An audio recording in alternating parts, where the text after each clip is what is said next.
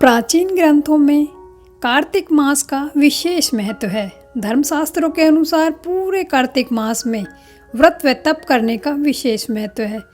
जो मनुष्य कार्तिक मास में व्रत व तप करता है उसे मोक्ष की प्राप्ति होती है। पुराणों में कहा गया है कि भगवान नारायण ने ब्रह्म को, ब्रह्म ने नारद को और नारद ने महाराज पृथु को कार्तिक मास के सर्वगुण संपन्न महात्म्य के संदर्भ में बताया है।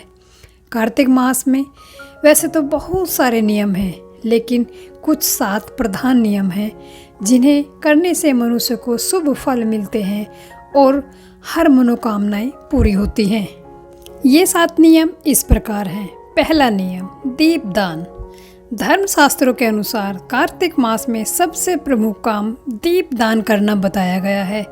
इस महीने में नदी, पोखर, तालाब में दीपदान किया जाता है। इससे पुण्य की प्राप्ति होती। दूसरा नियम, तुलसी पूजा।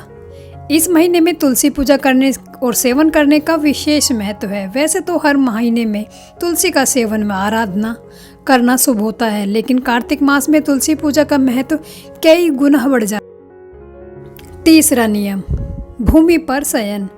भूमि पर सोना कार्तिक मास का तीसरा प्रमुख नियम माना गया है।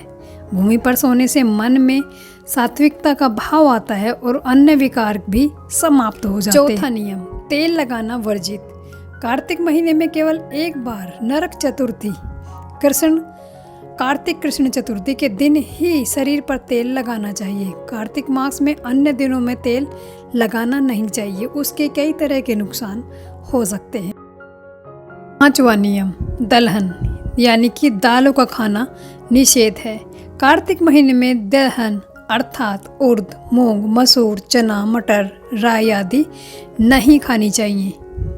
छठा नियम, ब्रह्मचर्य का पालन। कार्तिक मास में ब्रह्मचर्य का पालन अति आवश्यक बताया गया है। इसका पालन नहीं करने पर पति पत्नी को दोष लगता है और उसके अशुभ फल भी प्राप्त होते हैं। 7वां नियम, संयम रखें। कार्तिक मास का व्रत करने वाले को चाहिए कि वह तपस्वियों के समान व्यवहार करे, अर्थात कम बोले, किसी की निंदा व विवाद ना करे, मन पर संयम रखे।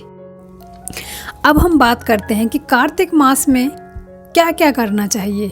संपूर्ण कार्तिक मास में ब्रह्म मुहूर्त में किसी पवित्र नदी में स्नान करने से व्यक्ति को बहुत ज़्यादा फायदा मिलता है और ऐसा मानते हैं कि भगवान विष्णु जल में ही निवास करते हैं।